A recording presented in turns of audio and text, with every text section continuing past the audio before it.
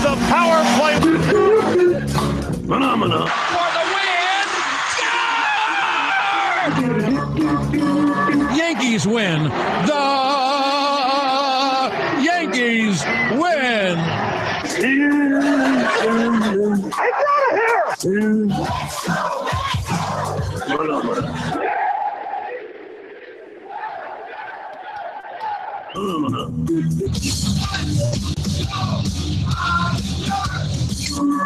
Good for Cruz, and he spins up and into the end zone for a touchdown.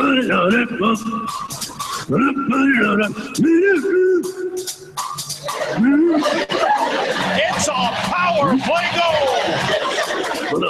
And yes, this is indeed the Power Play Sports Talk Show on this Wednesday night, September the 27th, 2017. Hey, boys, how you doing? Good, man. How are you? How's married life? Married life is good. I'm still fucking tired. I'm still fucking sore. It was just a First show as a married man. first show as a married man. See, I got the ring. See, look at that. There it is. What's going on, everybody? Not a fucking thing.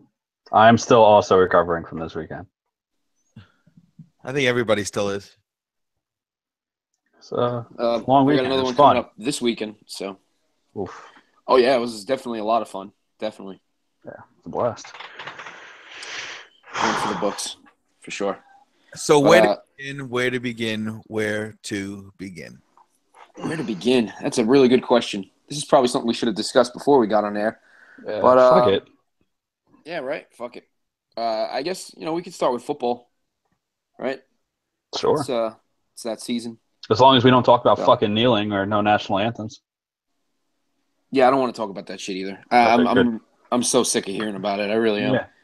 Try going to a fucking college and, oh, Jared, you were in the military. What do you think of it? Oh, and then they'll tell you that you're wrong for the way that you feel. Oh, about yeah. it. I just keep my mouth shut now.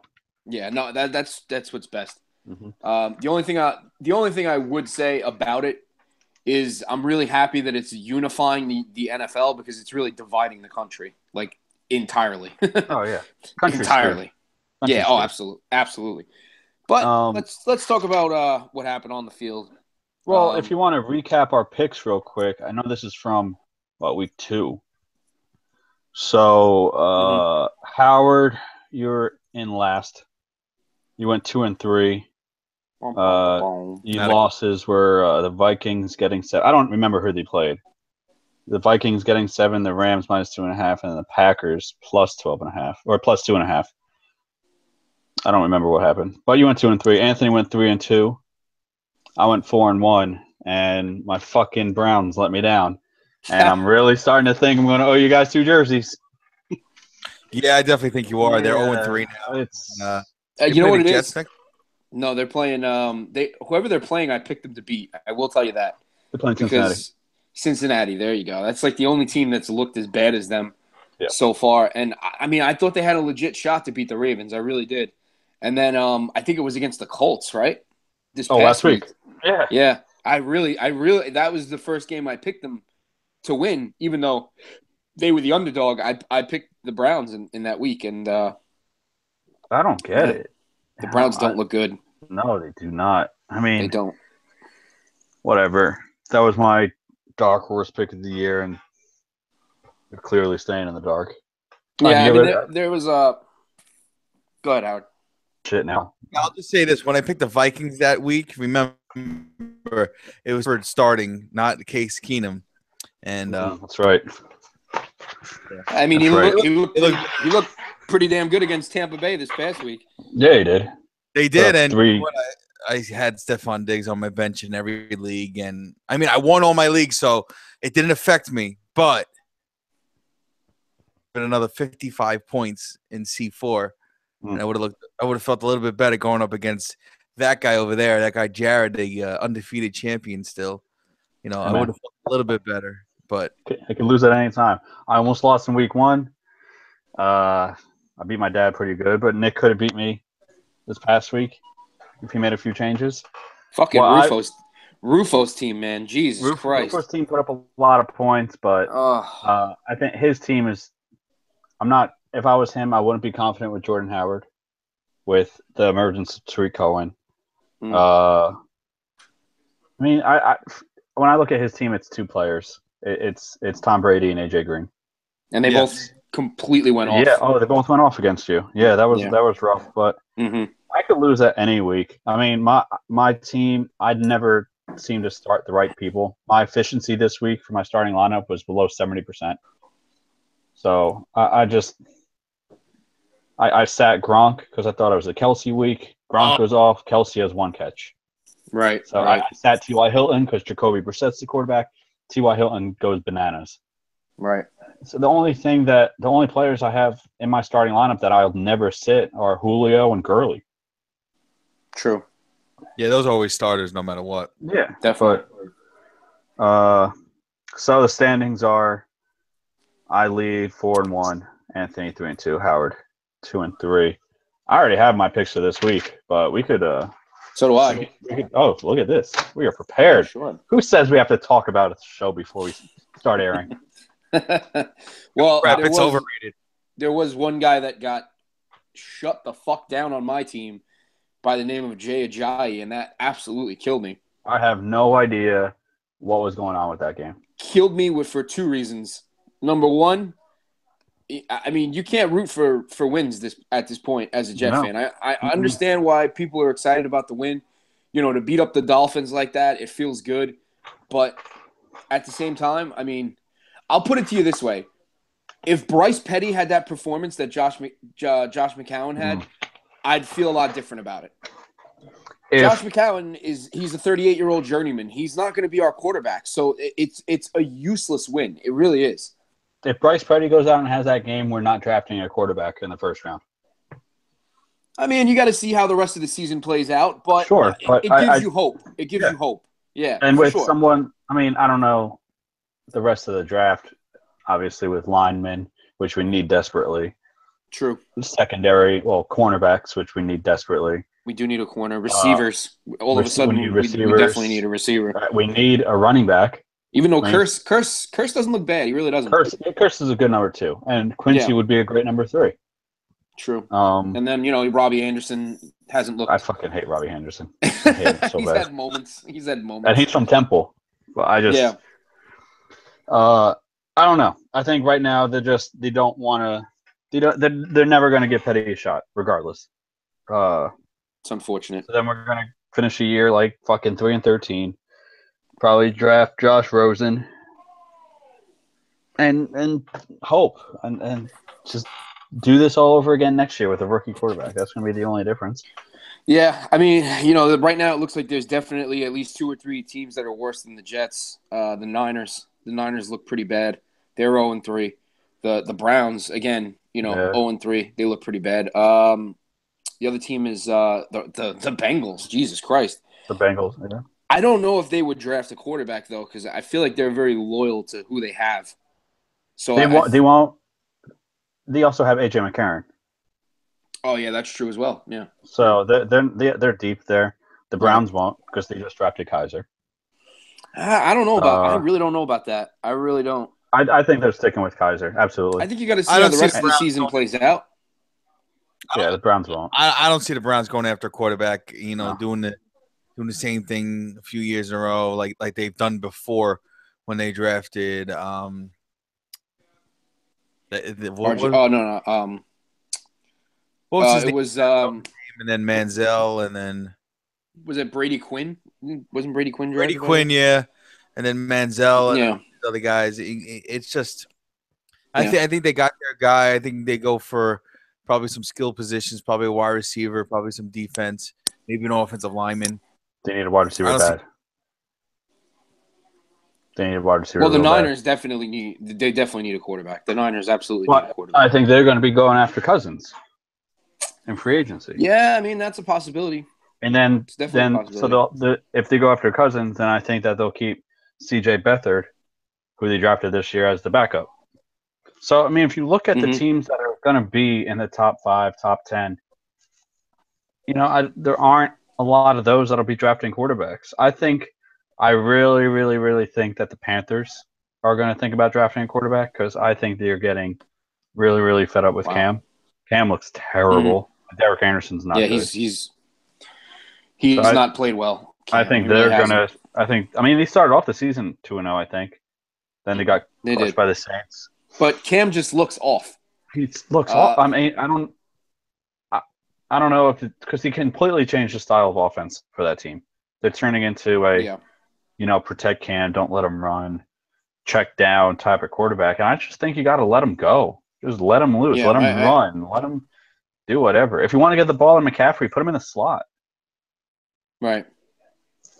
No, I totally agree. And I think it's hurt Cam, Last year it was, he was almost too much out of the pocket where he was getting hit all the time. And, last year I was saying how he was almost like the mellow of the NFL. Like he got no respect, Mm-hmm. And they wouldn't blow the whistle. And this year it just seems like he's not enough of that guy. So they have to find that balance. I know Calvin as well.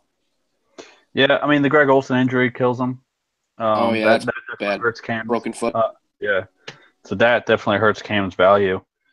But I think the Panthers are really going to start taking not a nosedive, but I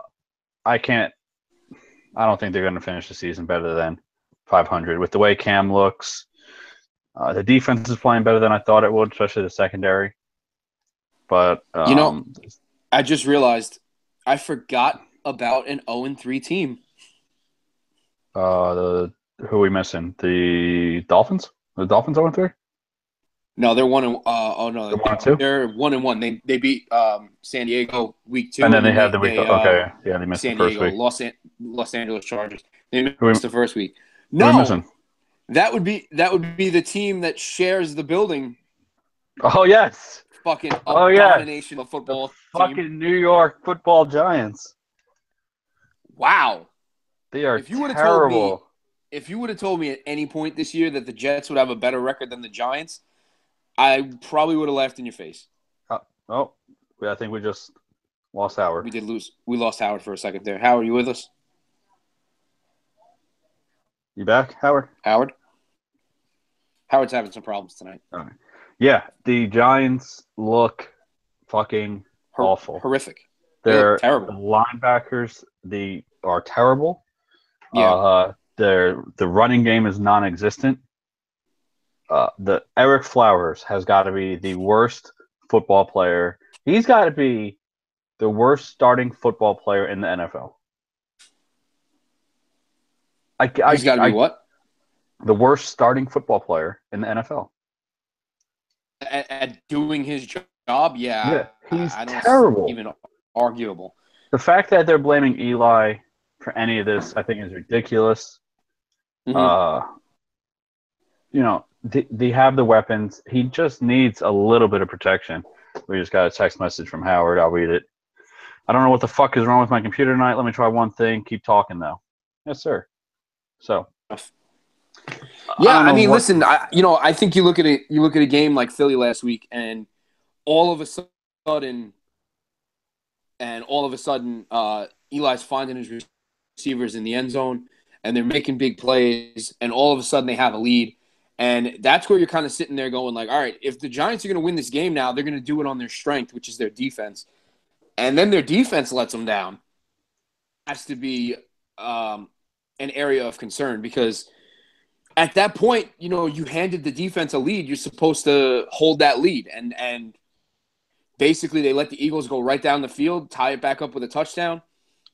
Then they tied it back up with a field goal. Then they tied it back up with another touchdown. And then they kicked the 61-yarder, which was, that was insane. That was crazy. Kid even made the kick.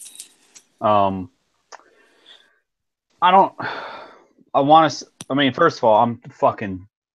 If you put, the national. If there's one thing that I'm done with, as much as the whole national anthem bullshit, it's Odell.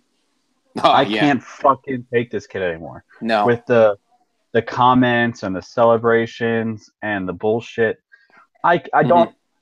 understand what he's trying to do here. Like he's playing himself out of a job. I don't think the Giants are going to re-sign him. What, 2 years from, or it's not this offseason, but next offseason. Well, I think they're going to wait as long as they possibly can on that contract extension for sure. Oh yeah, they're not going to. Somebody's going to give him a job. There's no doubt about that. I mean, honestly, won't re-sign him unless Eli retires to free up that cap space, and then they can draft a quarterback for cheap. But at that point, you're drafting a quarterback that's not going to be able to get Odell the ball anyway. True. Yeah. He wants to be the highest paid player in the NFL. That's fucking insane. It is insane. It is. The kid's talented, but I mean, there's at least 3 or 4 other receivers in the league I can think of that I would rather take on my team. I don't know if they're more talented, but I would rather have them on my team because they don't cost me 15 yards with stupid penalties because I have to act like a dog. Mm-hmm. They don't punch kicking nets. They don't propose to kicking nets. They don't have a nervous breakdown on the sideline when they're losing. Things you don't see from Antonio Brown. You don't see it from Julio Jones. You don't see it from Mike Evans. You don't see it from A.J. Green. And for all of those reasons, I give the edge to those guys because Odell is like he's just his own. He's a fucking diva. Yeah, he really is. He's a fucking diva. He's a fucking diva. Yeah. Thinks the world revolves around him. And, we should have saw this come in, I guess. I know as Jet fans, we said when they signed Brandon Marshall that's not going to be a great fit. You look at it talent-wise, yeah, it's great. There's 3 really good receivers on there and a really good tight end. But the fucking egos in that locker room has got to be insane. I don't know that if I'm one of the defensive players, I'm getting in Odell's face like, hey, you just got a 15-yard penalty. Now our backs are against, our side of the field, and you're asking us to protect this. That's not going to happen. It's just they need a lot of help in a division that's tough. That's not, and you're not going to get any easy wins from the 3 other teams in that division. The Redskins finally look like they found a rhythm. Kirk Cousins looks like he's getting the ball. Chris Thompson looks great. They beat up Oakland on they embarrassed Oakland, which I guarantee was not something that anybody expected, regardless of where the game is. Right. So Cousins looks good. That defense looks very good. The Eagles obviously just beat them. Carson Wentz, I still have questions about him. I don't think he's confident. I don't think he's comfortable going to the outside receivers like Alshon and Torrey Smith. I think that's why you're seeing so many receptions from Zach Ertz. And I think the Sproles injury is going to hurt them a lot more than people think. Yeah, it's a big one, definitely. And then the Cowboys, they're good. They squeaked out one against Arizona. But they're only good until Zeke gets suspended. And even then, Zeke doesn't look awesome right now. That offensive line. Not really. That offensive line, is not the same offensive line as last year. Zeke looks slower. He's definitely fatter. There was a picture going around of him with, pregame with his shirt rolled up. He's definitely put on some tonnage. And then after Dez, there's not a lot of weapons for Dak to throw to on that either. Bryce Butler, he was on the field for 3 snaps and 2 of them were touchdowns. So that's a tough division. I'll tell you, if there was one team that's surprising me. Go ahead. They're 0-2 in that division already. They already lost to the Cowboys and the Eagles. So yeah, so in essence, who's in first in that? I don't even know. I don't think either of them are none of them are undefeated. So I'm assuming they're all 2. They're all 2-1. Yeah. So they're in essence they're 3 games back. Yeah. Through 3 games. That's we saw the Jets come back from 1-4 and from 2-5 to make the playoffs. So we know it can happen. The season's not over for them, but they got to make some fucking change. Ben McAdoo is the worst coach in the NFL. There he is. Are you back? Hopefully now. All right. We're just saying how Ben McAdoo is the worst coach in the NFL. He's terrible. He's fucking horrendous. But with the fantasy season, let's see, the fantasy season's probably about a quarter of the way done. Ish. My surprise team so far, I mean, I kind of want to say the Chiefs, only because of the way they're doing it.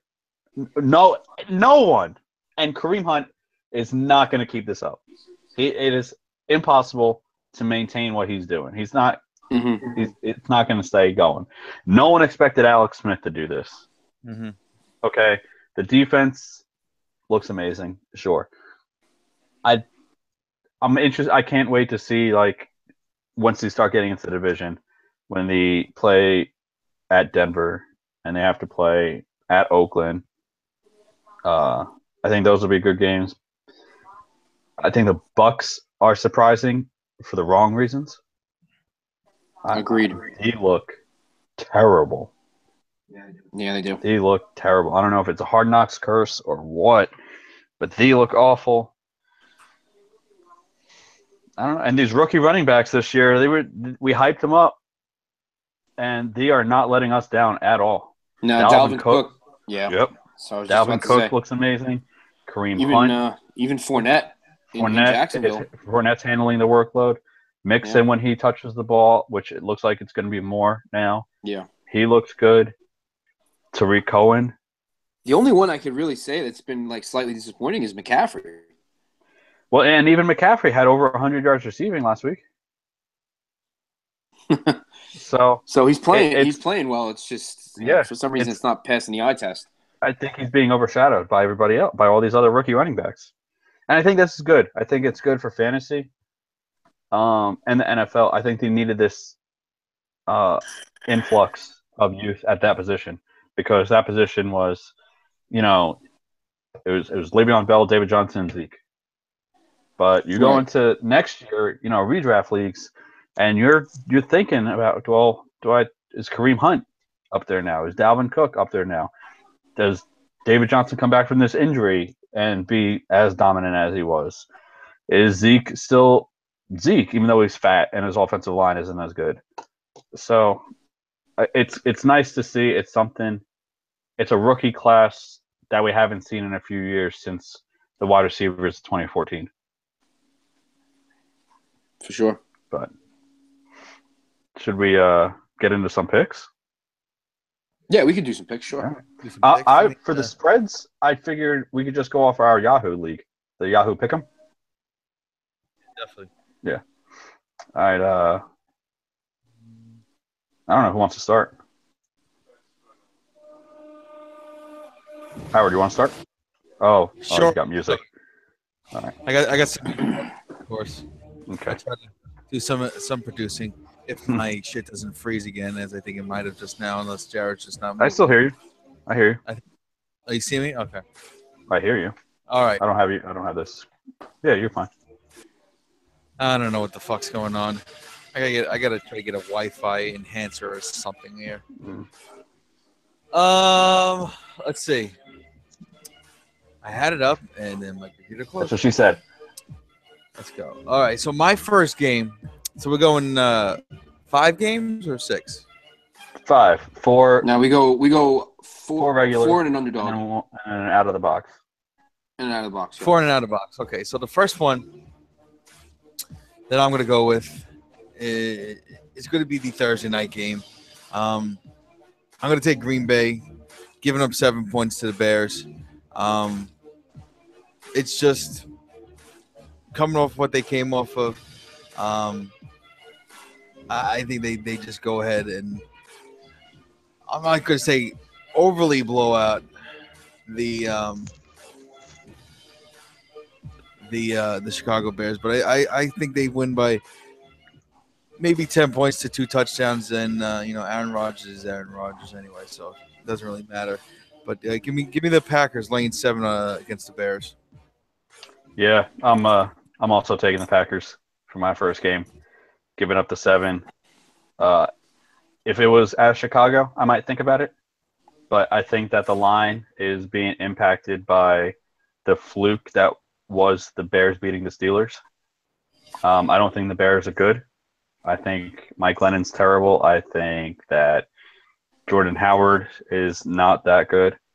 And I don't think they're going to be able to stop Green Bay and that passing attack. So, yeah, I could see it being something like a 31-17 score or something. Yeah, my first game of the week is going to be pretty much a pick'em, and I'm going with the Lions over the Minnesota Vikings. The Lions, they kind of got screwed last week. I mean, Tate was definitely down by contact. His knee was definitely down, but man, they were right at the doorstep of beating the Falcons. So I've been pretty impressed with the Lions this year. And the Vikings are kind of back and forth. You don't know. Bradford's up in the air to play again right now. So Case Keenum at quarterback, I don't think he's going to play that well again.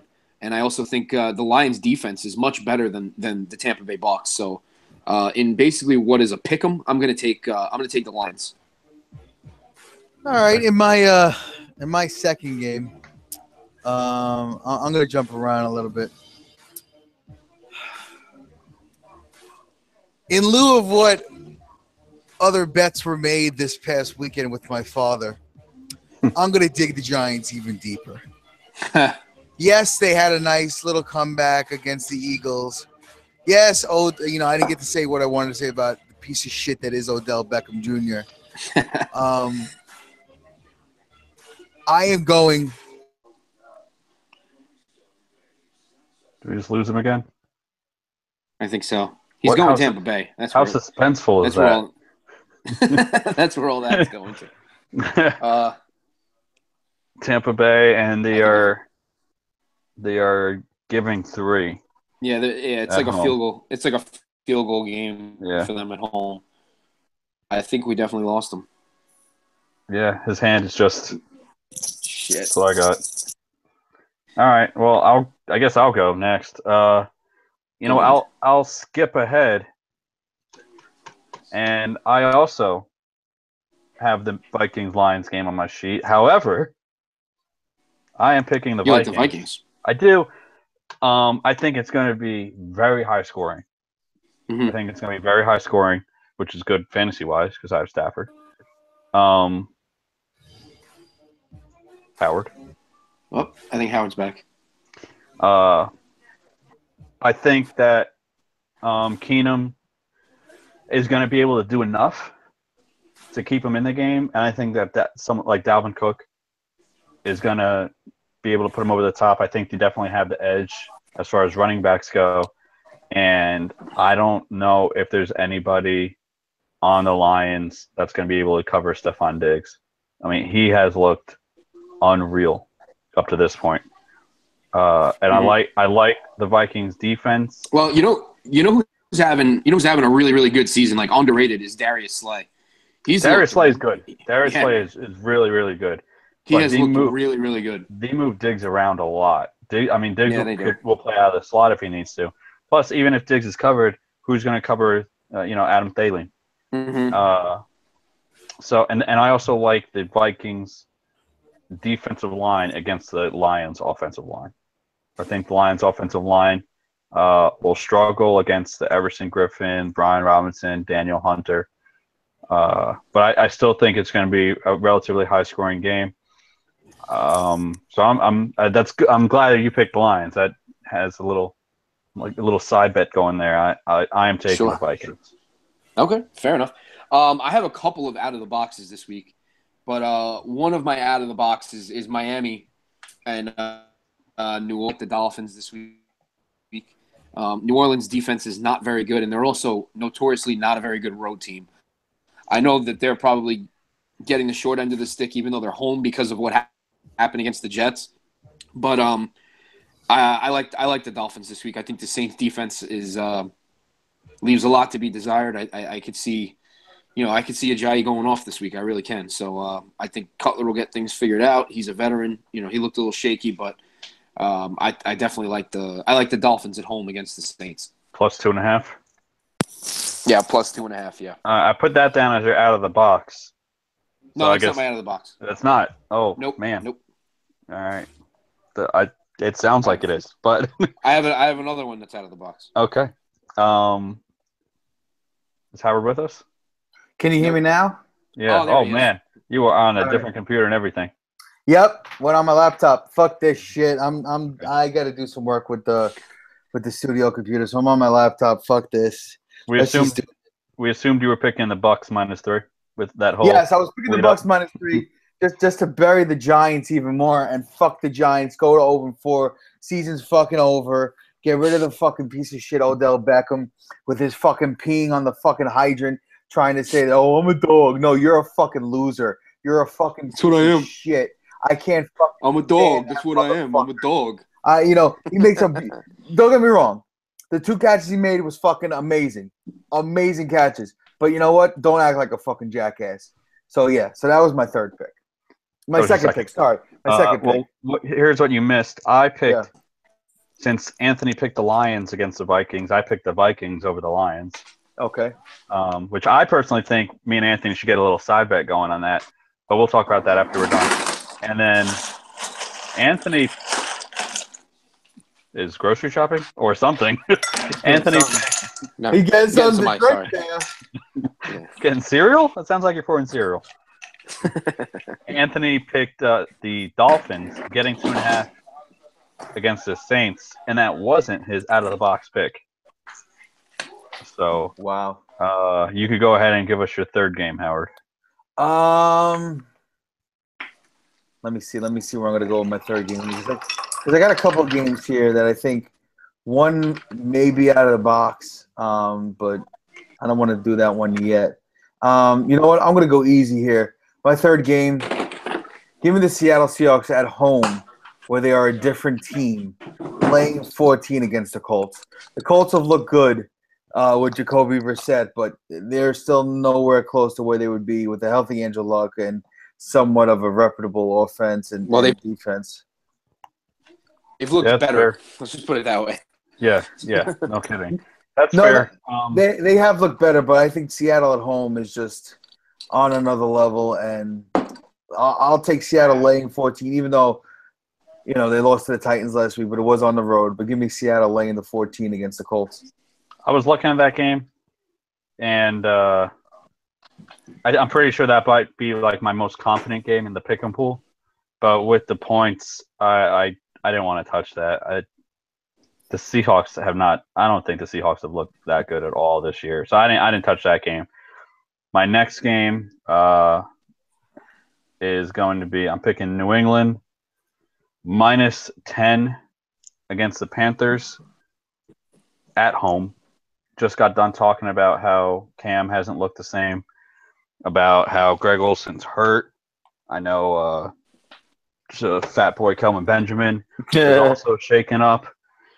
So I think that Belichick is going to hone this defense in on to stop McCaffrey, because that's really the only weapon on that team. Mm-hmm. Then Brady's going to be able to just pick apart the secondary. I mean, Brady's on pace for like 55 touchdowns and no interceptions. This guy doesn't stop. So Didn't throw an interception against Kansas City in Week 1? No, he has no picks. No? Sure. Hold on. I'm looking that up right now. Go Give me ahead. 1 second. Go ahead. I'm pretty sure he's on pace for 55-0. He's got 8-0 right now. Yeah. Oh, wow. Oh, God. The guy's unbelievable. His greatest ever. Yeah. So I think for me I thought that was the easiest game of the week. I could see the Patriots just blowing the doors off that, like a 38-10 game. I thought that was real easy. Yeah, I mean, every suicide pick for me has been a fucking heart attack. Last week I had the Patriots. That's why I can't pick them this week. Otherwise, I probably would have, because that's an even more appealing game if you're going to take the Patriots. But I took them last week against Houston, and took a miraculous catch by Brandon Cooks to not – Great catch to not get me a strike in the suicide pool. This week I'm a little more confident with my my suicide pick, and I'm going with the Chiefs over the I know they're at home. They are playing The Redskins at home against Washington on Monday night. Yeah, that's gonna be my suicide pick this week. I'm kind of just running out. I'm running out of good matchups. I wanted to go Seattle against Indianapolis. I used Seattle 2 weeks ago. I wanted to go New England. I used New England last week, and week 1 I used the Falcons, who also have a pretty favorable matchup this week. So I like the Chiefs at home though, because the Chiefs have looked amazing, and the Redskins have looked pretty good, but it's not based on a spread or anything. So I think the Chiefs will pull it out. Hey, by the way, Howard, Yeah. can you pick a different fucking team than me in the Survivor pool? Who'd Do you the pick first this 3. week? I just locked. I just Seattle. locked in. I locked in a different pick. Okay, And I'll finally. tell you what my suicide pick is right now, because this is going to be my 4th game. It's going to be the New England Patriots destroying the Carolina Panthers. So that's going to be my suicide pick of the week. Right. It's unreal that they lose the first game to Kansas City, come back a second. They almost lost their 3rd game against Houston in what had to be a great game. Helped me win my 2 matchups in Harambe with Brandon Cooks. Getting that game-winning touchdown there, buddy. I had Jordan Howard on the bench. Yeah. But no, give me the Patriots. What is it, 10? 10? Yeah, 10. Yeah, they're going to win by minimum 2 touchdowns, maybe 3. At home, they're going to win going away. Give me the Patriots as my suicide pick, lock of the week, whatever it is, to beat the Panthers. All right. My looking on here right now. My 4th game is a late game on Sunday. I'm picking the Broncos, giving 2.5 to the Raiders at home. I think the Raiders have absolutely no run game. Lynch looked good for about 1/2 of football this year. So I don't think that Denver is going to even have to load up the box. And they can, because their secondary is that good. They could play man on all those receivers. Crabtree is shaken up. He's questionable to play with that chest injury. Carr looked like dog shit on Sunday night, was it? Against a team that really doesn't have that good of a secondary. Yeah. I mean, they do, but Rashad Breeland is no Chris Harris and Josh Norman and Aqib Talib. So I'd rather, obviously, the Broncos secondary is a lot better. And then 2.5 at home is not nearly enough. So my 4th game, I'm picking Trevor Siemian to eke out Derek Carr, which that's a weird sentence. This game is actually going to be my out of the box. I think Oakland's going to go into Denver and win. We need to make a side bet. We need to do some sort of side bet with these games. Okay. I like Oakland going into Denver. I haven't been super impressed with Denver. Something about them is just not like that dominant team that they used to be. They're missing something. I don't know if it's the run game, which has looked better, but is still not as it probably should be. The passing attack with Trevor Siemian looking, decent, but not like a top flight quarterback or anything like that. I think Oakland come in pretty pissed off based on what happened last week. I think the Redskins basically played a game in their building, and they beat the Oakland Raiders. And I think the Oakland Raiders come a better team than what they showed on night. And I think they come back and they beat a division rival. That's the other key as well. It's a division rival on the road in Denver. That's my out of the box. It's a ballsy out of the box pick. Well, I'll just say this. It's called out of the box. I do like Oakland also. I'm picking Oakland to at least cover the spread, or I'm picking them in our Yahoo league. But that's not going to be my out of the box pick. And as weird and as crazy as this may sound, I'm going. No, I didn't think of that, but I'm not, because I don't want to give myself some heartbreak. Mm-hmm. I'm going. This is way, way out there. Give me the San Francisco 49ers. I was looking at that. Give me the San Francisco 49ers getting 7.5. I don't know if they're going to win. You're just taking the points. I'm taking the points. Mm-hmm. But I think they're going to keep it close enough that 7.5 is way too much. I can see it being a 3-point game, a 2-point game, something like that, where Arizona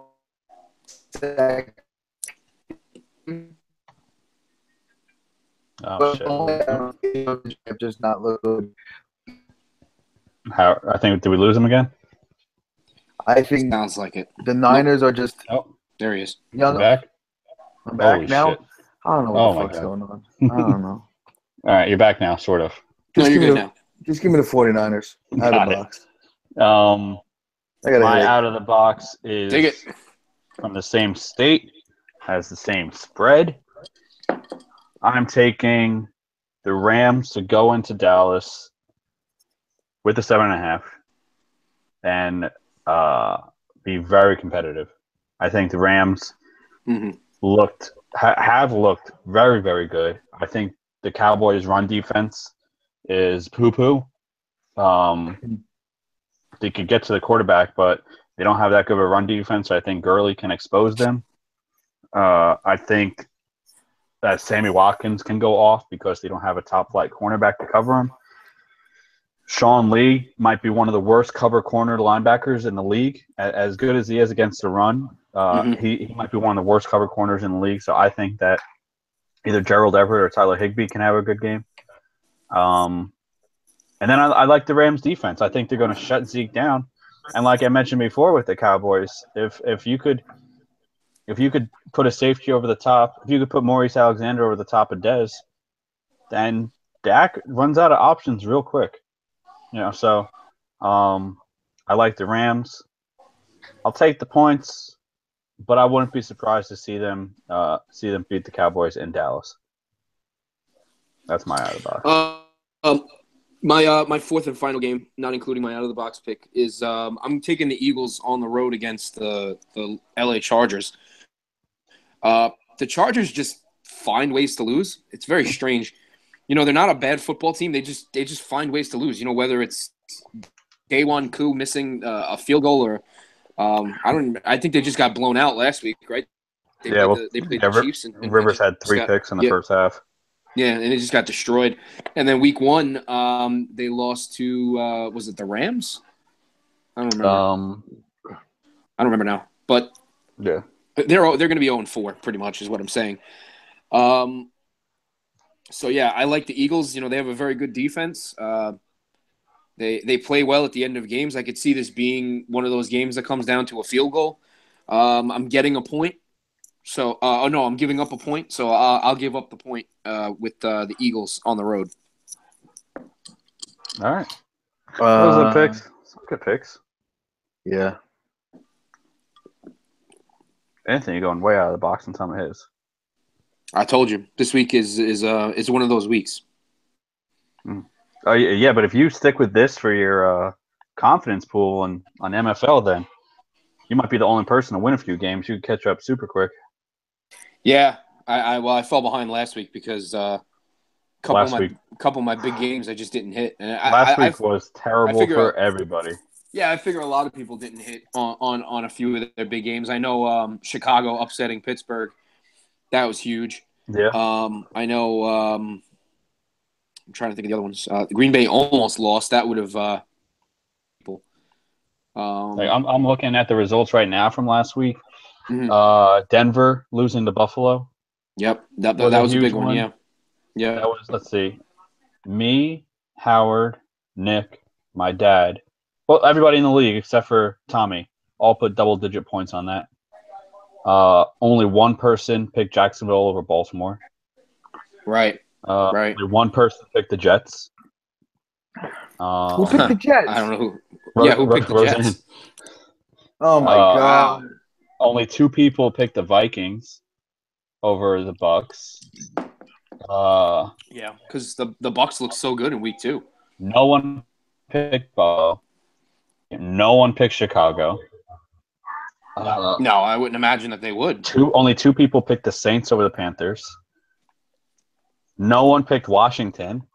Oof. So yeah, only 3 people picked the Colts over the Browns. a lot of people took I picked the game I beating. took the Browns in that one. Yeah, I took the Browns this week as well against shit. Who are they playing this week? I know they're not good. The Browns are playing the Bengals. Oh, all right. We went through Yeah. this. Yeah. Yeah. And I only put like a point on it. Like that's kind of what I've been doing is just, those pick'em games. I've just been like leaving at the bottom. Like I have a point on that game. Also picking the Browns. So yeah. Yeah. I've noticed I haven't really been confident a lot in my picks against Dallas and my picks against the Giants. I like 3-4 points, like nothing crazy. Week 1, I actually had Dallas beating the Giants as my highest confidence pick by accident. oh, no kidding. Yeah, all of my picks were reversed week 1, so that's why all my picks that I hit on were at the bottom, so I got no points for them. On this one, I have the Rams beating the Cowboys straight up, and I put 5 points on it. Yeah, I have the Bucks beating the Giants straight up, and that one I have quite a bit of points on. Yeah. So it should be a pretty good week of football, but we do have baseball winding down. About to make that push into the playoffs, and right now it looks like it's going to be the wild card game for the Yankees, and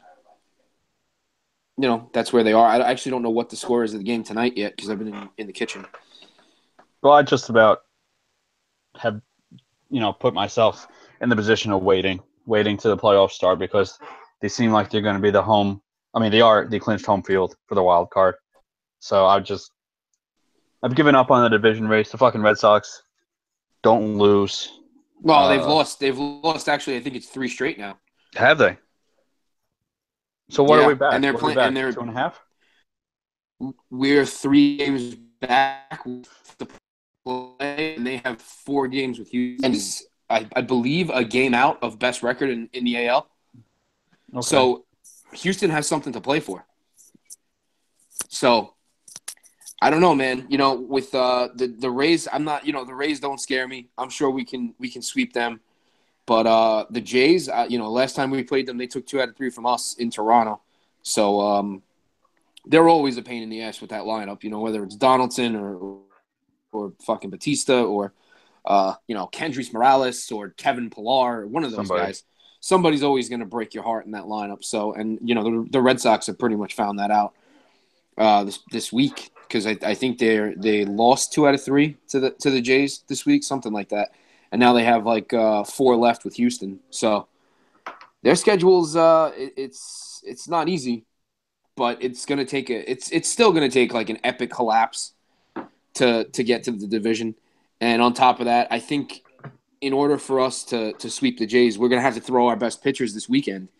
And I don't think that we're, best off doing that. I really don't. I don't think if you got to use Severino on Sunday, I don't know if it's worth it. I really don't, because there's the chance that the Red Sox win and you just don't. And the last thing you want to do is get in baseball, it's not look at like head to head and then the team with the better record wins the division. They have to play a 1-game playoff to find out who wins the division.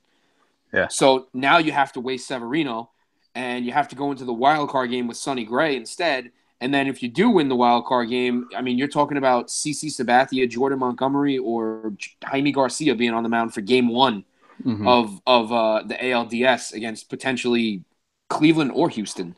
So it doesn't seem like it's worth it to really sacrifice your rotation like that to avoid a wild card game. It's against the Twins. If we put Severino on the mound against the Twins in Yankee Stadium, I'm pretty confident that we're going to win that game. I agree. I'm pretty confident. And then I think the best thing that could possibly happen is by some way Houston does win best record in the American League, and we're not looking at facing Cleveland, and we're looking at facing Houston, and then the Red Sox have to play Cleveland. So that to me is probably the best outcome at this point. That's a lot of tough. I mean, when you look at those top 3 teams in the American League, it's crazy. Yeah, it is. Definitely. So if let's just. Well, I mean, do the Twins clinch it yet? Did they Yes. clinch? They have clinched No. it. I think they're like one game out, but Okay, so they'll clinch it. the Angels have fallen off. The Royals have fallen off. The Orioles just fell off the cliff. The Rays fell off. Pretty much all the teams that were like right behind them. The Rangers as well. They're all like 6 games out now. So if Severino goes for the wild card game, which you have to do. There's no argument about that. Yes. You're not gonna pitch, hope that Gray gets it and then pitch Severino for game 1. That'd be crazy. Severino, what's the days off like? Does he comes back for game 3? So he pitches tonight, and then he pitches again on Tuesday. That would be Thursday, Friday, Saturday, Sunday, Monday, Tuesday. That would be regular rest. That'd be normal. Yes, that would be regular rest. I'm talking about once the playoffs come. Oh, well, I believe the ALDS starts Wednesday.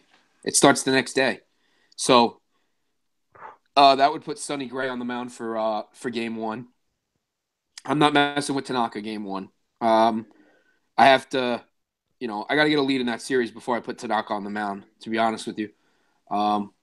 But, you're playing a dangerous game that, if you lose the first 2, you got to go to Tanaka in game 3. You might be looking at getting swept. So what about going to Severino on short rest for 3? I don't know, man. If we're down 2-0, I think it's something you definitely have to consider. Mm-hmm. But, Tanaka, I think he'll probably be the guy that ends up going game 2 no matter what. And then, listen, if you're down 2-0, you could consider Severino, but then you look at what Sabathia has done this year.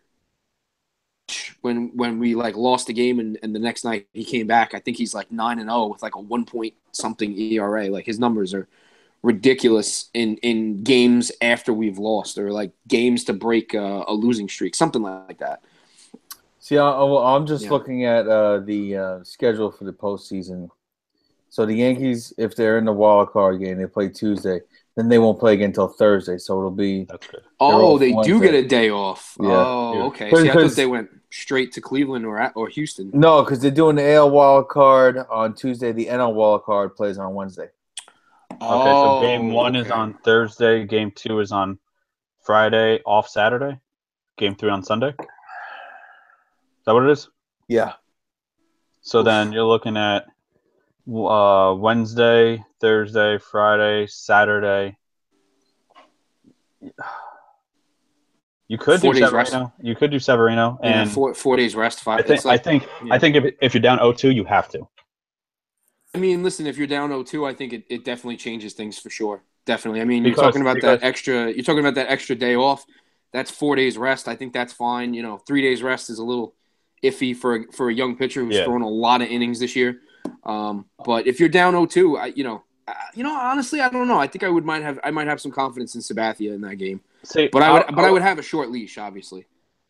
If you look at it for the most optimistic, rose-colored glasses you can, if you throw Severino game 3 and we come back to win the series, he's going to be able to go game 1 on full rest. Severino? Right? Because you're looking at another day off. I don't. You're looking at least one more day off in there. So you got game. It really depends on the other series. It depends on the other series because. Well, you're looking at least 3 days. Right. While if you sweep this series. If you sweep and the other team goes 5 games, the other series goes 5. You'd have Severino for game 2. I don't think you would have him for game 1. I don't think you would. It'll be close. Well, if Severino pitches what? We're looking at game 3 of the ALDS? Yeah, which would be Sunday, October 8th. Game 1 of the ALCS is Friday, October 13th. So he would be able to pitch game 1 of an ALCS. On how much rest? 4. 5 days?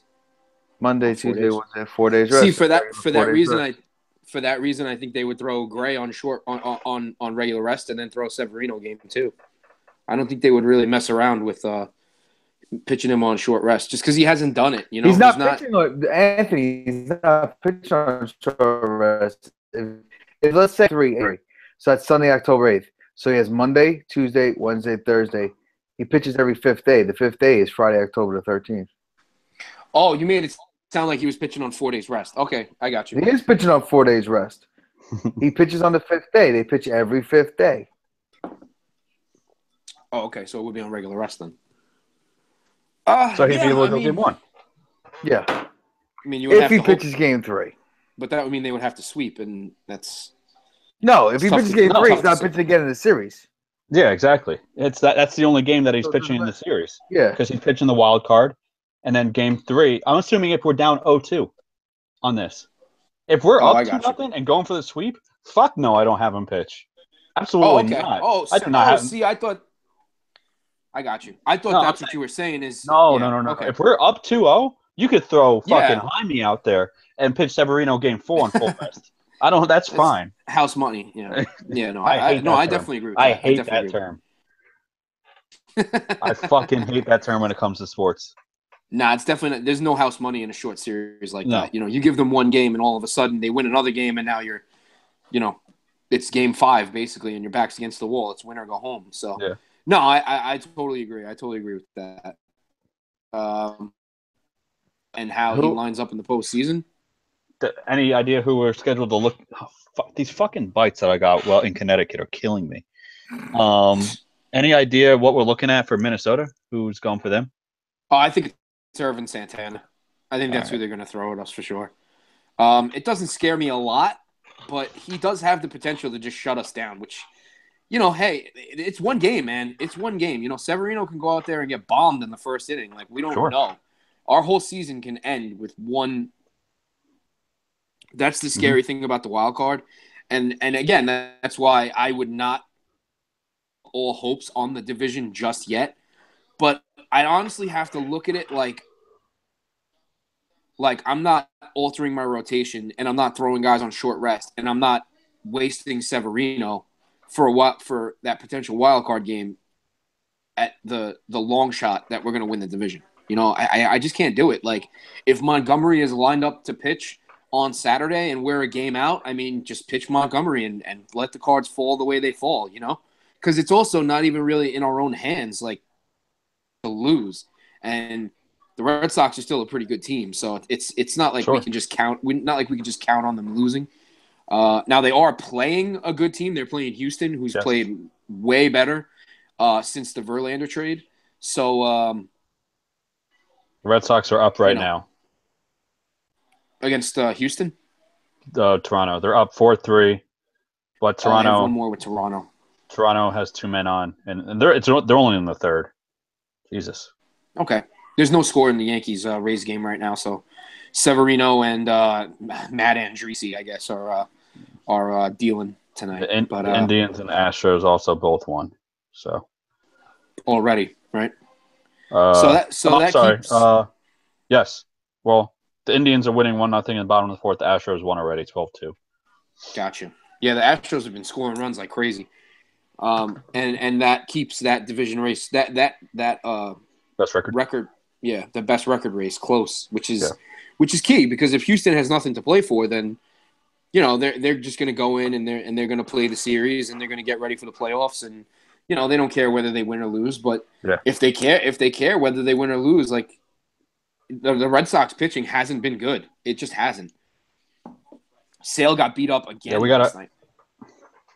That's what we got to hope for. Is, I mean, ideally, what you'd like to see is something work out where, obviously we want to win the division, but something where Sale has to pitch the wild card game, and you're looking way far ahead. Sale has to pitch the wild card game, and then he's not available for a while. It's basically the same thing we're looking at with the possibility of Severino.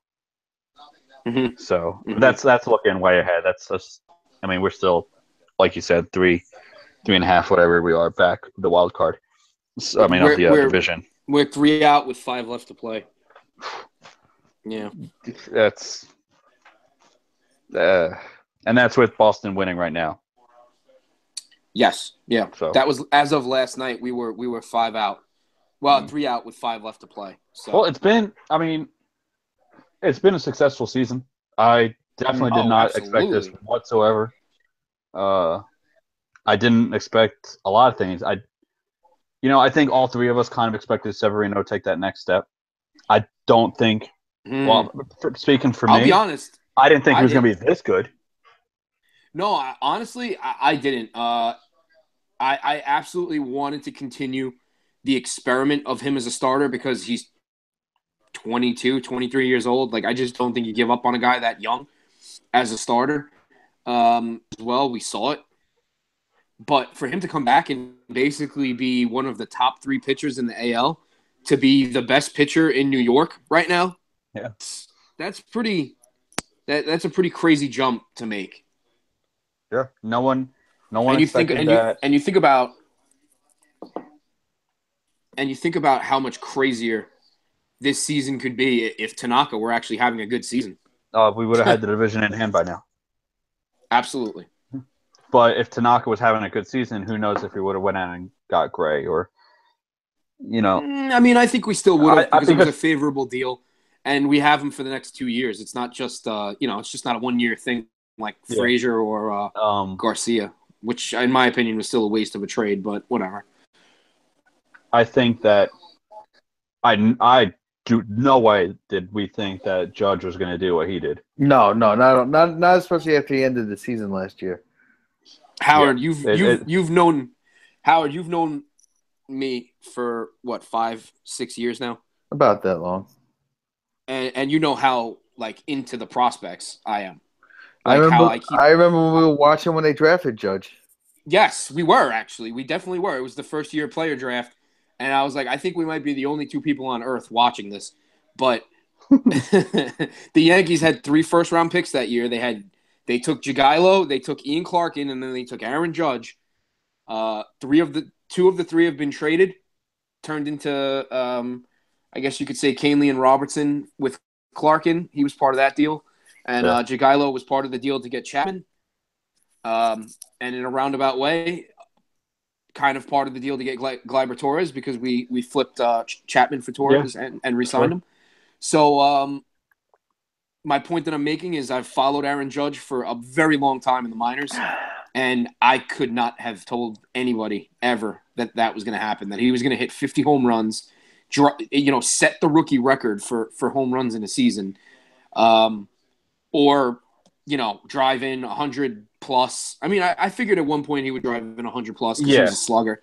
But even batting 280, where he had fallen so far from when he was batting like 330, he'd fall into like 260, something like that.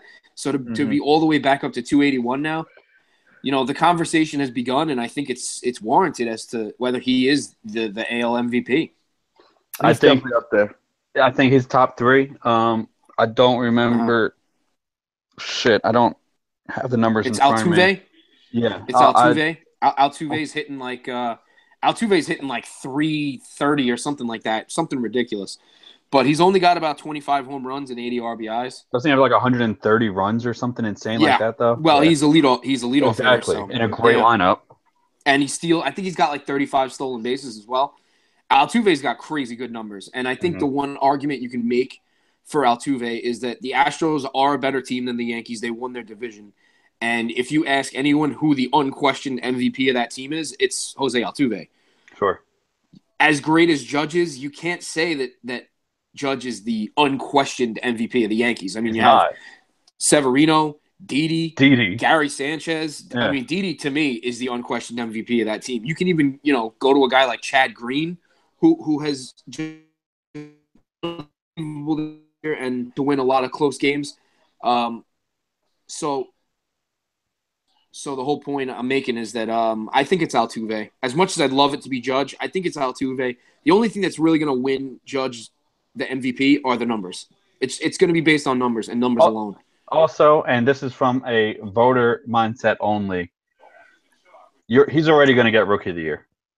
Oh, yeah, no doubt. So why a lot like the whole pitcher, will they have their own award? That you could look at it the same way with rookies. Rookies have their own award. That maybe they're just not supposed to get MVP. Even though, did Trout get the MVP when he was a rookie? No, he didn't. There's only one other guy, I believe, Fred Lynn.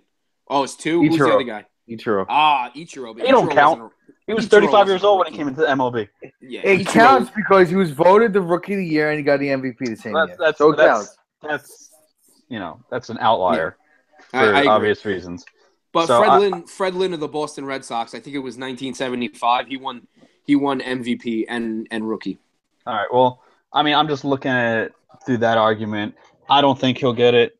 He's clearly. I mean, we talked like a month ago, and we said like Benintendi was coming up on his ass as far as rookie of the year numbers. True. But that gap has changed over the last 2-3 weeks with what Judge has been doing.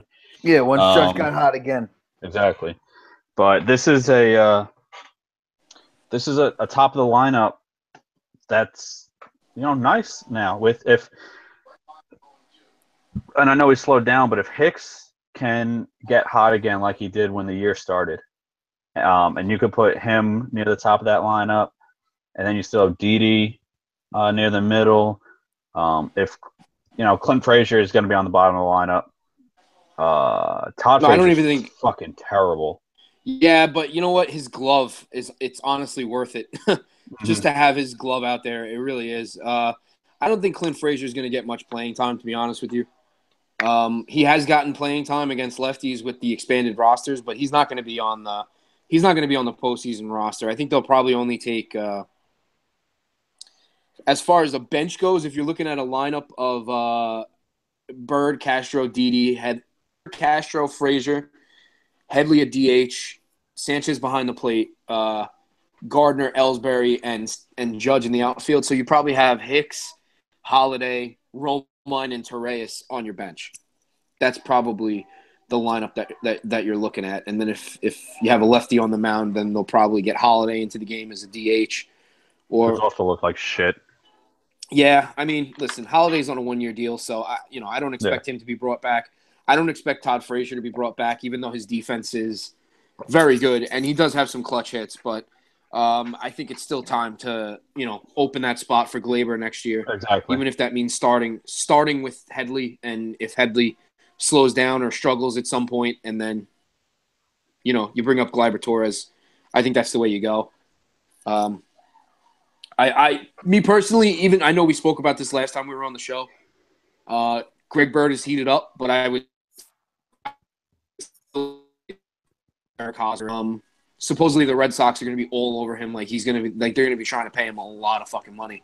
So I don't know if I'm willing to get into a bidding war over him, but I'm still open to the idea of signing him, even though Bird he's hit well. My thing is with Bird is he's never going to be a 300 hitter. He's never going to be a Gold Glove first baseman, and he's never going to play as many games as Eric Hosmer plays. He's just not. As much as I love Bird, and as much as he's one of the baby bombers that I've followed since fucking draft day. You just have to look at him for what he is. I think that he's better utilized as a DH, and maybe 2 or 3 days a week at first base, something like that. Maybe even one or 2 days a week at first base. So that's something they still have to look at. But as far as the postseason roster goes, I think that's probably what you're looking at. I mean, you probably rotate Ellsbury and Hicks depending on who's hotter. But the locks for the lineup are definitely, Gardner, Judge, Sanchez, Didi, Castro, Todd Frazier for his defense. But I think if he does struggle, you can see Headley play third and, Holiday be a DH or something along those lines. Sure. Maybe even have one of the fourth outfielder, Ellsbury, DH instead. So you got to see how far you get. You hope it's that wild card game, which I think that they will. But game, and it's baseball, man. It's so crazy. Yeah. Howard? Well, definitely we're going to find out. Well, next week when we do the show, we're going to know if we'll know if we're in the playoffs or not. We're preparing for game 1 of the ALDS, or we are preparing. We're sitting here yelling and screaming about Joe Girardi using Dylan Betances in the 9th inning of a 1-run game. That's another thing to me, man, is I can't. Betances has to be straightened out. They used him last night in a blowout game. He looked fine. It looks like he's kind of gotten the command of his fastball back, which is good. But I mean, as much as I love Dellin, another guy I've followed since draft day, he just fucking he scares the shit out of me in a close game. Yeah, no, that whole bullpen besides Robertson, I mean Chapman. Canley's looked a lot better this year. Canley has finally. Yeah. Canley looks like how he looked those first 2 or 3 games. Yeah. When he was with us, He's and even Chapman looked better. Yeah, he couldn't get much worse. So I guess I don't know how much of a compliment that really is. Yeah, but Chapman found that killer instinct again. Yeah, Chapman. I mean, Chapman hit looks, 103, 104 on the gun. Yeah, Chapman. He looks intimidating. Yeah, that's the big thing. He didn't look intimidating in the first 5 months of the season. He just looked like a guy that was up there trying to throw hard, and guys were just waiting on the fastball. And they were wearing him out because they were fouling their pitches off. So I'm more confident in, God forbid, let's say we get to the playoffs, one of our starters was getting blown out, and we got to go to the middle of the bullpen early, the second or third inning. I'm more confident in those guys at this point, the Chad Greens of the world, the Caneleys, and then the Adam Warrens, the Robertsons. If we get to the 7th, I'm more confident in them at this point than going into the fucking game with a lead. Granted, you're never hoping to be down. You're never hoping for a short outing from your starter. But no, of course not. You gotta think that Girardi's going to have these guys on that, and he has over the last month or so a much shorter leash. Yeah, I think that's something that I actually like. I mean, my father talked about this. We like what he's doing with the short leashes, pulling people out, at a moment's notice. For sure, I think if you do see like Severino get in trouble, let's say first and second, nobody out in the third inning, and his pitch count's already up. You could see Chad Green come in there, and give you 2 innings and bridge the gap to Canley, Robertson, Betances. At this point, I would use Betances in the 7th. I wouldn't be using Robertson. Then the 8th, if I'm throwing him for just 1 inning, I would. So backwards, I would go Chapman, Robertson, Betances, Canley. And then if I need anybody in those middle innings, I got to go Green and Warren. And Green and Warren. But Warren hasn't even pitched yet since coming back off the DL, so we kind of got to see what he looks like as well. Yeah. But Warren's he's a pretty solid guy. He when his injuries catch up to him, he starts to pitch a little worse. But when he's healthy, he's really, really solid. Adam Warren. He can give you a couple innings. He throws strikes, which is important. There's nothing worse than when a guy comes out of the bullpen and he just can't find the fucking strike zone. And he's just walking everybody all too much this year. And that's my biggest fear is, 2-1 game, 6 outs to go. Here comes Betances, or even like a 4-1 game. Say a 4-1 game, and it feels like we've got it. And Betances comes in and walks the bases loaded with nobody out. It's scary. But we've seen it. Shit keeps me up. Yeah. Shit keeps me up at night. Scary. We have seen it. We know it's possible. We'll know more next time we do a show, I guess. For sure. We'll go over the picks again. The National League looks a little clearer as well as the Diamondbacks clinch. It's really a 2-team race for that second wild card with the Rockies and Brewers, who are both surprise teams this year. Yeah, no shit. But last I checked, the Rockies were winning, so I think the Rockies are hanging on there. But it's going to go through Arizona, and Arizona looks like a hell of a team. If the Dodgers, I believe they won their 100th game last night, so they're more than likely going to finish. The Diamondbacks scare me if I'm the Dodgers. They really do. Fuck yeah. Yeah. Dude, I mean, we're going back 2 years, but when they first got when they made that trade for Shelby Miller, I mean, this is going back 2 years. They were, I don't know if you remember our prediction show, but they were my pick to win the West that year. And they signed Greinke. That was just and Greinke. They've always had the talent. I think last year the AJ Pollock injury fucking destroyed them, and that set the ball rolling for what ended up being a disappointing season for them. But now they have a lineup. They have a very solid team. But yeah, if I'm the Dodgers, I'm pretty confident that you're gonna roll through the National League. You would hope. Yeah, exactly. But I could see the Diamondbacks extending the series to 6 or 7 games for sure. Yeah. Well, to me, the big difference with the Diamondbacks is the coach. They brought in Terry Lovello from the Red Sox, who was basically the heir apparent to John Farrell. John Farrell. But they didn't want to walk away from John Farrell yet. So, Lovello, like, if you want the job, then take it. So, he's probably one of the best young managers in baseball right now. He could be like that Brad Stevens of the MLB. He's made a huge difference for the Arizona Diamondbacks. Plus, they went out and they acquired JD Martinez, who's been, oh my God, he's been ridiculous. He was good in Detroit. No, he was. Yeah. But he's been ridiculous since going to Arizona. Like, ridiculous. And, they've had some other guys, guys in the rotation. Robbie Ray is a good, really wasn't much. And I believe he was in the Robbie Ray in the Didi Gregorius deal. I don't know. I think he was. I think Detroit. Was he on Detroit? Robbie Ray, right? I believe so. I think we got Didi, Arizona got Robbie Ray, and Detroit got Shane Green. Oh boy. I think that was the trade. I think it was. So he did trying to acquire Shelby Miller, and Shelby Miller's just been hurt and awful. Mm-hmm. So, their rotation's good. They have that ace with Greinke who you can throw on the mound in a wild card game. Yeah. And at the same time you can save Robbie Ray for that first game of the ALDS. It's a big advantage to have. We're lucky that we had that with the Yankees as well with Severino and Gray. Sure. Yeah, what were you laughing at, Howard? I know it's probably the trade. Didi Gregorius to the Yankees, right-handed Shane Green from the Yankees to the Tigers, and left-handed Robbie Ray and infield prospect Domingo Leyba to the Diamondbacks. God, the Tigers got fleeced. Yeah, they got destroyed in that deal. I think they got beat up pretty good in the Curtis Granderson deal as well. Who'd they get in that? They got shit, I'm trying to think. What, with the Yankees? Yeah, well, it was a 3-team deal.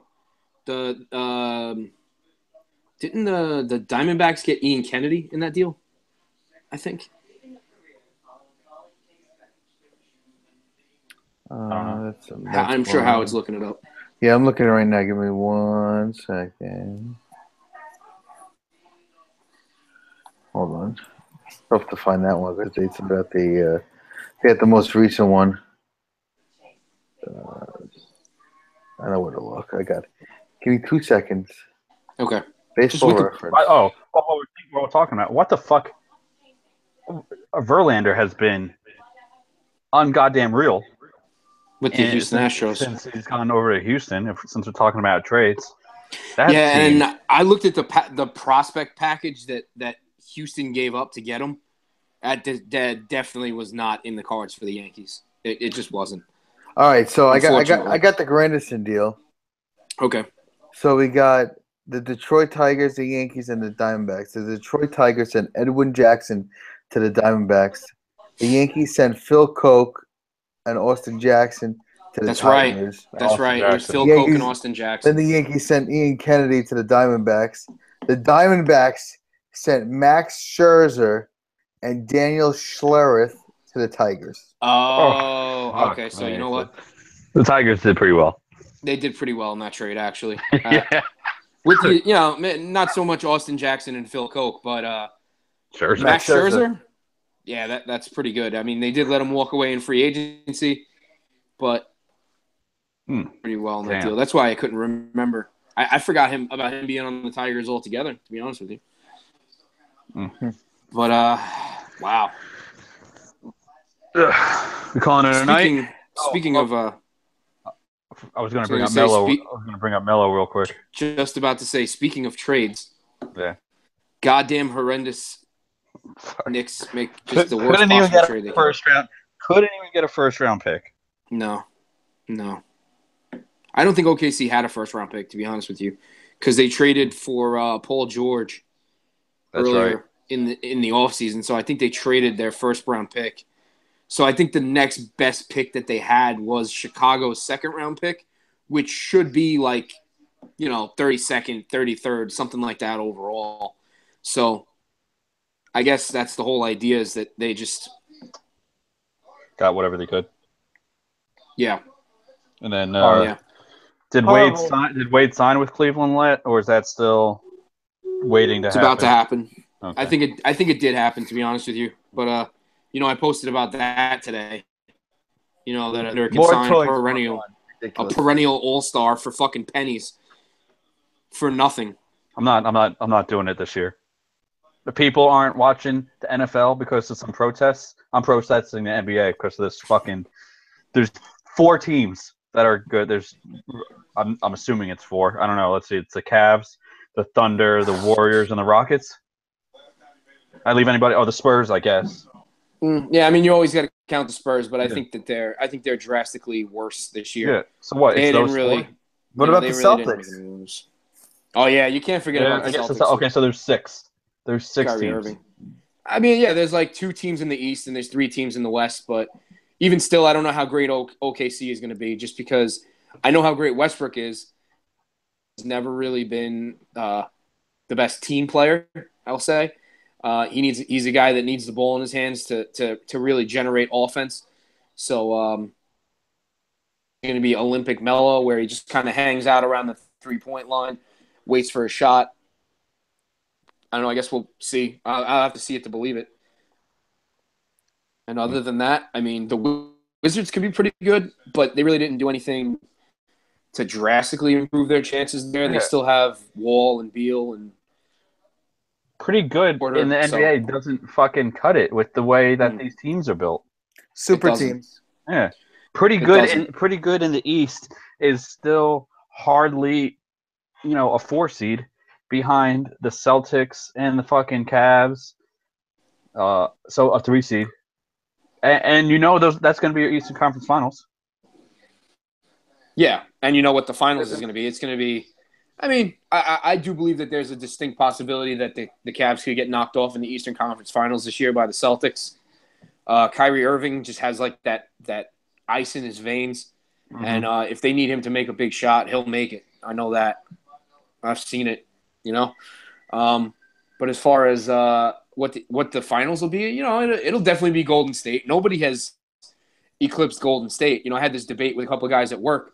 They're trying to tell me that OKC can compete with Golden State, and I'm just going like, nah, dude. Nah, man. I was the biggest defender of Carmelo Anthony here in New York. Them a better team than Golden State. That's absolutely ridiculous.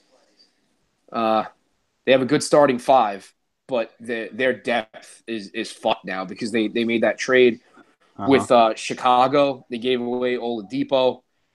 They gave away Cantor. They gave away McDermott. They gave away draft picks. And in the end, walk away next year. So yeah, it's a crazy gamble that they did. It really is crazy. But Paul George is a free agent. Russell Westbrook is he's got like a crazy extension on the table, which he hasn't signed. And I think Melo would be there for 1 more year. But he's going to get fucked again when Westbrook and George leave. More than likely. I know that the Knicks called the Cavs and offered Melo for Thompson, which I would have done. And then the Rockets, I never heard what the Rockets offer was, but I guess it just wasn't that good. I'm sure it had something to do with Ryan Anderson, who nobody wants, even though I think he could be a pretty productive player. But yeah, I there has been no change of the guard in the NBA. No. As far as I'm concerned, it's Golden State and everyone else. Howard, when can we expect to see pictures and videos? We just got the photo booth stuff to download. We downloaded it. We were looking at it. I'll post this. I'm going to try to post some either tomorrow or Friday. Some of the videos from the photo booth were hard to hear but funny. Yeah. I didn't know he took videos until like a couple seconds into mine. Yeah, and a lot of the pictures, we're going to have to reprint a lot of pictures because some people took both copies, didn't understand the concept of leaving one copy in the photo album that we had there, understand the concept of taking one copy, so it's fine. No, it's all right. Maybe something happened in that photo booth where they didn't want multiple people to see. No, Maybe. I've seen every picture in that photo booth that All was right. taken. So I'm not going to judge anybody because it was a lot of fun. Hopefully, within the next week or so, I get some digital pics from the photographer. Videos-wise, I'm waiting on the demo of the entrance, which everybody just, I know Jen had a good video of it that I shared. Yeah, they got about like 1,000 views on TSS. Yeah, on the TSS, but still nothing from Finn Balor himself. No, A little upset about that, but I know. otherwise, it's going to be dribs and drabs right now, and everybody who posted all the pictures, it was awesome to see pictures and videos and everything from everybody else's perspective. So I think my It's pretty cool. timeline is still flooded with your wedding. To be honest with you. That following Sunday and Monday was nonstop. Yeah. Oh, nonstop. Yeah. Sunday was insane. Sunday Yeah. was just crazy. Once everybody got home and started posting everything, and Yeah, mine's actually gotten worse as the days have gone on. really, I don't know if it's just because of all the tagging that's going on, but I'm getting more friend requests now from like people I don't know that were in the wedding and stuff. So it's still there, but the pictures came out good. I'm telling you, when you get the video, you got to come down for a Sunday Fun Day, and oh, we're gonna come down before that for Sunday Fun Day anyway. yeah. But Sure, definitely gotta see the video. Either the video I'm gonna come down to a Sunday Fun Day. We're gonna have like a little viewing party here, little intimate viewing party here in Connecticut. Okay. We're gonna figure some stuff out. Once the video is done, I'm gonna say it's probably gonna be a couple months before the video is finalized. Okay. Because there was just so much that between everything with the edit, like Anthony and I know with the editing is just ridiculous. Yeah. With No, what I it don't takes and doubt all it. that stuff. I haven't seen my entrance yet. I haven't seen a good video of your entrance, so I don't know. I haven't seen that yet. The same video that sort of had my entrance, I saw you guys, Anthony and Robin, and you really? you can make out you guys a lot more clearer than you can me. Someone like steps right in front of the view when I get introduced. Was that the video that was like off to your right hand side? Yes. Yeah, you saw the same one. Yeah, that was my friend's fiance Carmen. She's kind of I think short. that's the only video that. Oh, exists. is that Chris's fiance or? No. Wife That's or my friend Kevin from here in Connecticut. So I haven't seen any of the entrances really. The only video of my speech that I've seen is from my dad's phone. He didn't upload it to Facebook? It's on Facebook. I didn't see it. It's on, I'll tag you in it. Tag me in it. Yeah, I'll tag you in it right now. My father put stuff up also, and he didn't tag because he just doesn't know how to tag anybody. Oh, but he's got like 12 videos on his, which aren't bad either. Got me and Sheba doing the do-si-do, and Mike and Kim doing the do-si-do, Takana Joe. So that's cool. All right, yeah, I haven't seen any of those. I just gotta say, well, I'm gonna get them off and I'm gonna share them and I'm gonna repost them.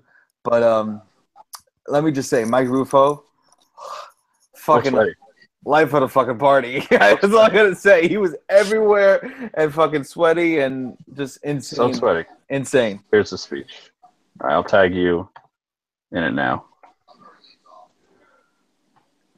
Yeah, I was 3 sheets to the wind. That's for sure. Yeah, I think everybody was. It was. It didn't hit. I was pissed because the speech was so early. Yeah. And I told the DJ that. I was expecting to have at least 4 or 5 more drinks than me before I started talking. Nope. Well, we did have an entire bottle of Johnny Walker Blue, so. Yeah, we had that. That helped. I can't imagine how many bottles of fucking Tito's we went through that night. I can't imagine how many bottles of rum I went through. When Dee called last call, Ashley and I went up to the bar and I said, "How many drinks can I get?"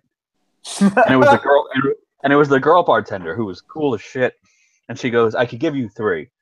And I was like, "I'll have 3 Tito's and tonic." And then Ashley goes, "I will also have 3 Tito's and tonic." And she gave me them.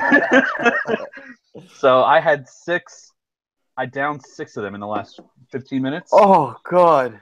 But they were so good. I must have had fucking. And about 10 minutes before that, me and Anthony did a giant I don't even want to call it a shot because it wasn't. It was a cup, a giant cup of just Jack Daniels. Oh, it was just like God. Jack Daniels on the rocks in like a, like a sipping A glass. rock glass. Yeah, and we just Like a chugged it. rocks glass. Yeah, and we just chugged it. But I got mostly ice the first time, so I actually had to chug it like 3 or 4 times. Mhm. Oh, it was bad. It was bad. But it was And then, it was fun. That the girl bartender was great. I mean, the guy was cool too. The girl was awesome. The DJ was cool. He friended me on Facebook too. Yeah. But yeah, I haven't seen like if there's a video of the ceremony. I haven't seen it. I've only seen like a handful of pictures from the ceremony. There's like dribs and drabs of the ceremony. Not everybody recorded the whole ceremony.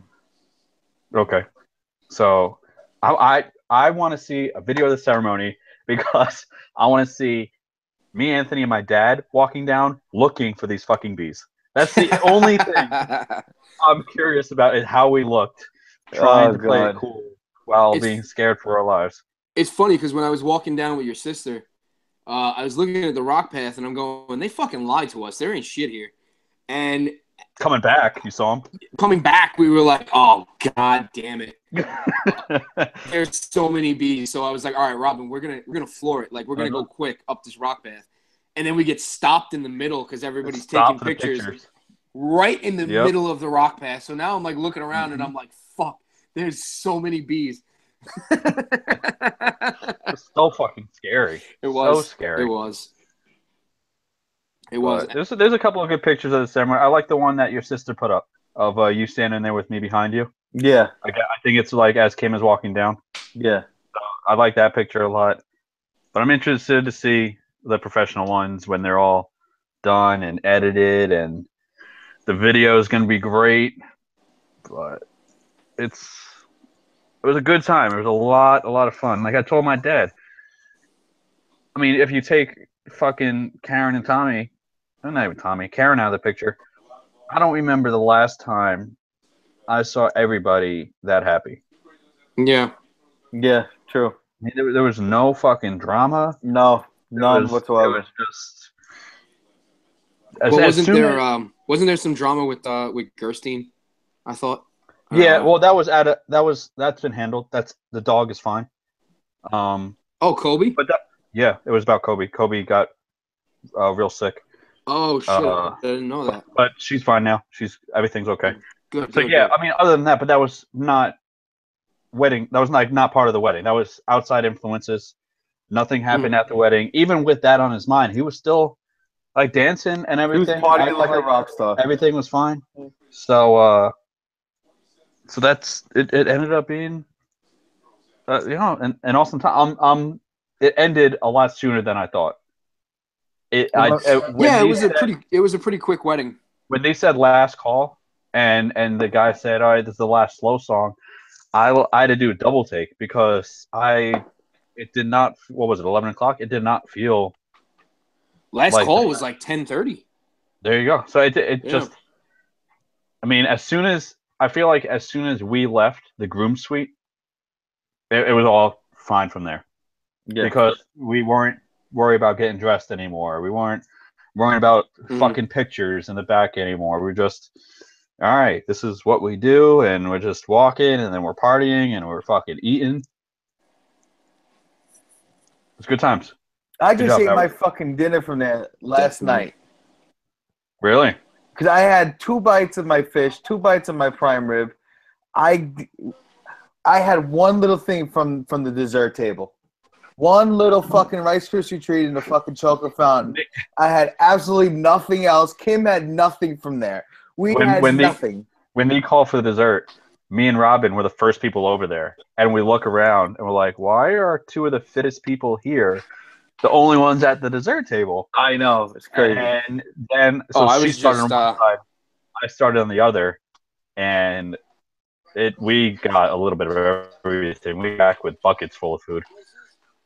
I didn't have any cake, though. I didn't have any other cake. But I was just too busy drinking. Yes. Yeah. I was way too busy drinking. I was basically binging at that point. I was pretty. Yeah.